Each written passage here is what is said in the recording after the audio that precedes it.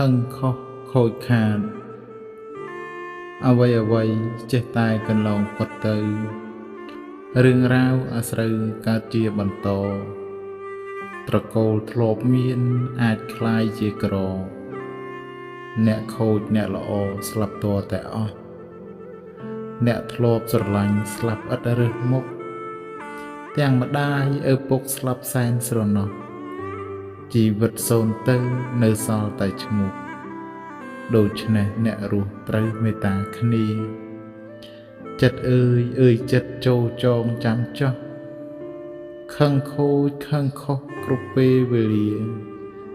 ពេលខឹងម្ដងស្ទើរឈឺស្ទើរជាខឹងនាំក្រមគ្រាដុតតែចិត្តឯងជនអ្នកមានសិលមានចិត្តល្អថ្លាជនមានបញ្ញាចេះគិតកោតក្រែងបើខឹងម្ដងឈឺតែខ្លួនឯងខឹងនាំចំបែងគូពិចារណាសូមអនុមោទនាហឹងខុសខូចខាតអ្វី